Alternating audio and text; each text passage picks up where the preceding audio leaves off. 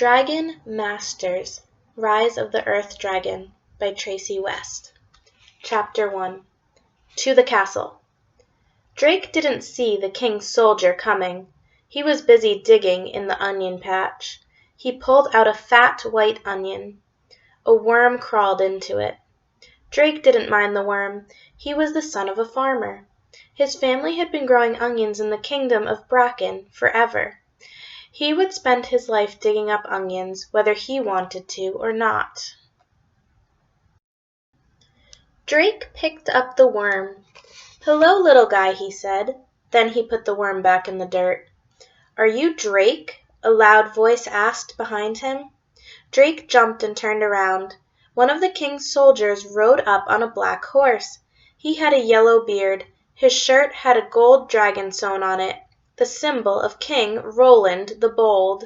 "Yes, I'm Drake," Drake said, his voice shaking. "Soldiers never came to the fields, not unless a farmer was in trouble." The soldier rode up to Drake. He reached down and pulled him up onto his horse. "Hey, what are you doing?" Drake yelled. The soldier didn't answer. Drake's mother ran out of their hut. "Wait! Where are you taking my boy?" she yelled. "To King Roland," the soldier said. Drake's heart jumped a little. He had always wanted to meet the king. "But he's only 8!" his mother yelled. She marched up to the horse. "The king has chosen him," the soldier said. "Chosen me for what?" Drake wondered. He knew better than to ask the soldier questions. Peasants like Drake weren't allowed to speak unless spoken to. "The king will take good care of him," the soldier said. Then he spurred on the horse and sped off. "Drake, do as the king says," his mother called out. Drake had never been on a horse before. He held on tight. Drake's heart pumped fast as they raced through the village. They raced over the stone bridge. Finally they stopped in front of King Roland's castle. The soldier helped Drake climb down from the horse. He opened the castle door and gave Drake a shove. They passed paintings and statues and people in fancy clothes. The soldier stomped behind Drake as they walked through the halls. Drake wanted to look at everything, but the soldier gave him a push whenever he slowed down. Then they came to some stairs.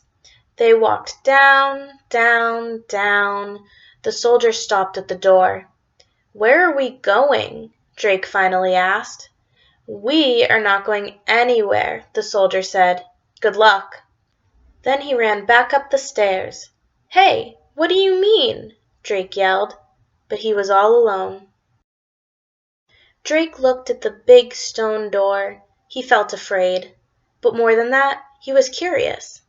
He pushed it open and saw the face of a giant red dragon. Drake blinked. He didn't believe his eyes. Then, whoosh! The dragon shot a huge fireball from his mouth. Chapter 2. The Dragon's Stone. Drake dove away from the door. The fireball just missed him. "Vulcan, stand down!" he heard someone yell. Drake stood up. A red-haired girl was standing in the doorway. "No more fireballs!" she yelled at the dragon. He had shiny red scales and a long, thick tail. 2 big wings grew out of his back. Dragons aren't real, thought Drake. But Drake could see the dragon, and he had felt the heat from the fireball. A tall man walked past the girl. He had a long white beard. He wore a pointy hat and a dark green robe. "Welcome, Drake," the man said. "I am Griffith, the king's wizard." Did he say wizard? Drake had so many questions. "Is that a dragon?" he asked. "He is not just a dragon," said the girl. "He's my dragon. Vulcan is the best dragon in the kingdom." "Drake, meet Rory," Griffith said. "Rory, please take Vulcan away. Tell the others I will be there shortly." Others, Drake thought. The girl sighed. "Fine, let's go, Vulcan." She led the dragon away. Then the wizard led Drake down a dark hall. "Why am I here, sir?" Drake asked.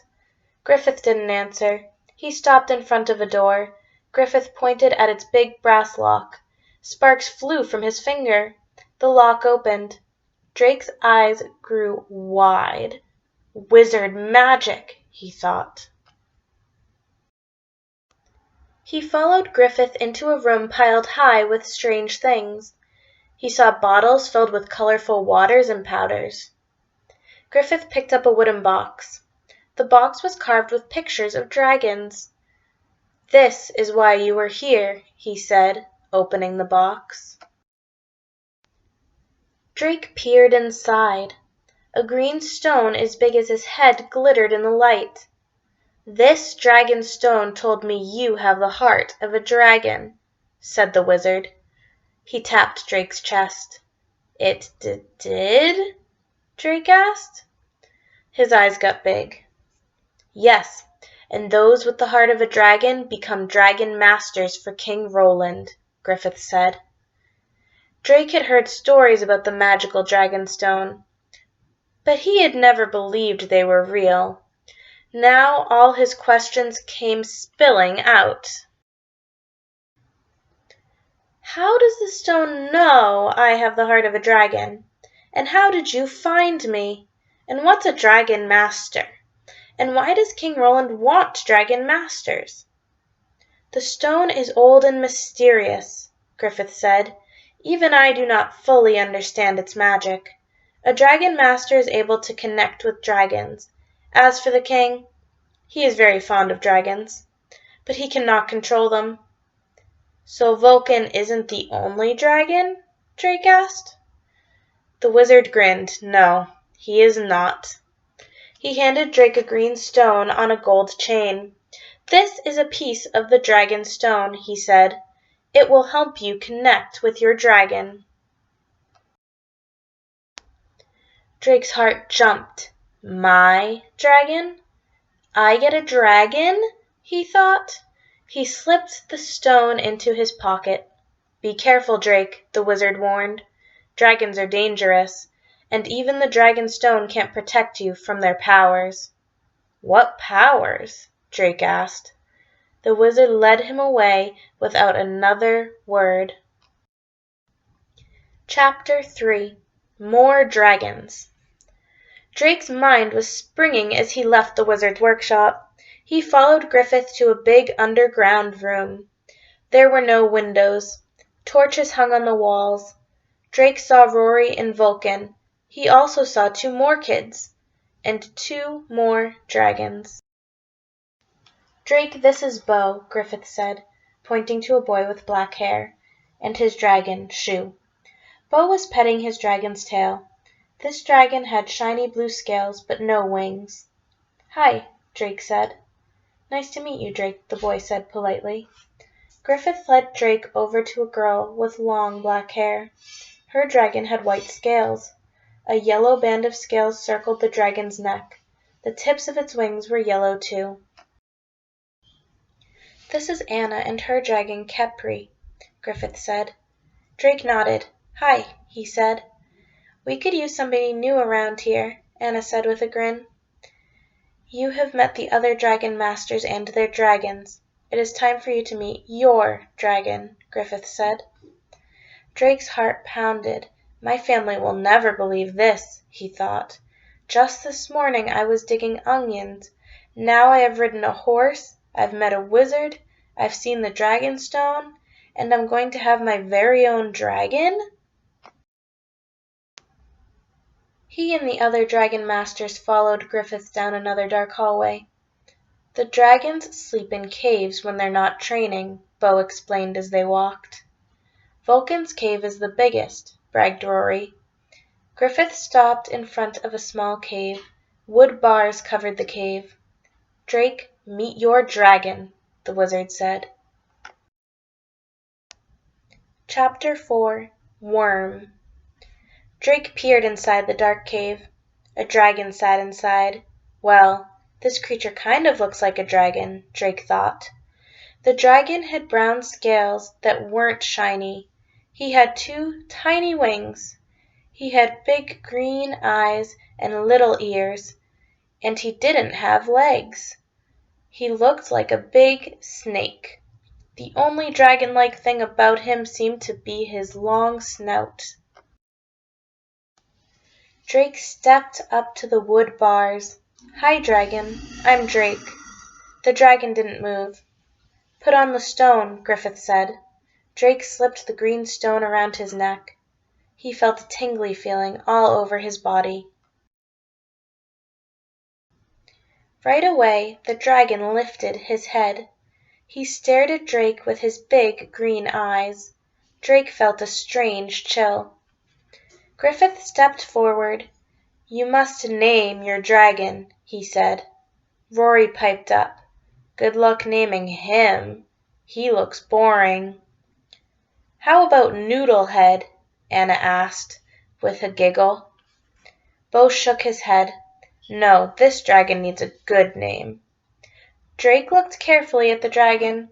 He looked at his long, brown body. "Worm," he said.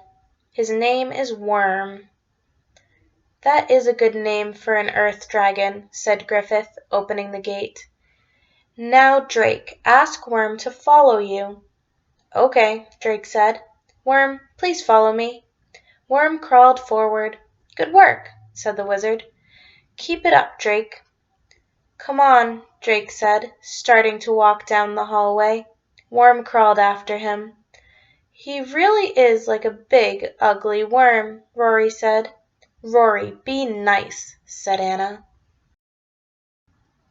Drake didn't say anything. Worm was like a big worm. "Where are we going?" he asked. "To the training room," Griffith replied. "Yeah," said Rory. "We'll see what you and your dragon are made of." Drake felt nervous. He touched his dragon stone. "How am I supposed to train a dragon?" he thought. "What if I fail? What if I'm not a dragon master after all?" Chapter 5. Do Something. The training room was one big open space. Shields and long poles hung from the walls.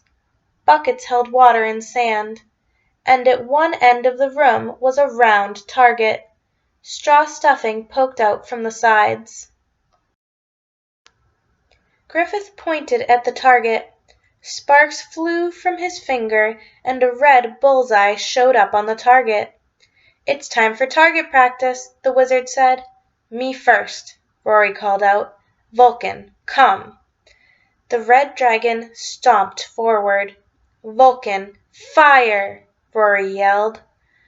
The dragon's orange eyes glowed, then two streams of fire shot from his nose. The streams twisted together. The fire hit the bullseye. "Perfect!" Rory cheered. Then the straw burst into flames. Drake jumped back. "Good aim," said Griffith. "Bo, can you help put the fire out?" "Yes," said Bo. He looked at his dragon. "Shoo," he said simply. He didn't yell like Rory. Shoo swiftly crossed the room. Did her feet even touch the ground? Wondered Drake. "Water, please, Shoo," Bo said. A stream of water sprayed out of the blue dragon's mouth. The fire sizzled. Water droplets danced in the air, lit up by the torches. "Khepri, rainbow time!" Anna cried. Khepri glided across the room. Drake thought her white scales looked like jewels. A soft beam of light came out of Khepri's mouth. It grew wider and wider. When it hit the water droplets, it made a rainbow. "Wow," Drake said. "Isn't she amazing?" asked Bo. Anna smiled. Rory put her hands on her hips.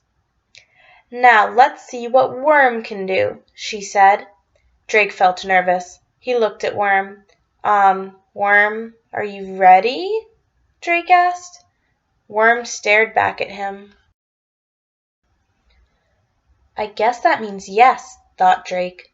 "Okay, Worm, fire." Drake jumped back in case fire came out of Worm's mouth, but Worm just lay there. "Not all dragons can shoot fire," said Bo. Drake nodded. "Right. Okay, Worm. Water." But Worm didn't shoot water. "Ha!" Rory laughed. "I knew it. Worm can't do anything." Drake's cheeks grew hot with anger. "He's just warming up," he said. "Come on, Worm. Shoot light out of your mouth." Still nothing. "You call that a dragon?" Rory said. "Please, Worm," Drake whispered to his dragon. "Do something." Worm just blinked. "Do not worry, Drake. Getting to know your dragon takes time," Griffith said. "Target practice is over for today. Let's go eat." Bo grabbed Drake's elbow. "I hope you're hungry, Drake. The Dragon Masters get as much food as we want," said Bo. Drake was hungry, so this news made him feel a little better. But he had failed the training. "How can I be a Dragon Master if my dragon won't do anything I ask it to do?" he thought. "I'm only an onion farmer. I don't belong here."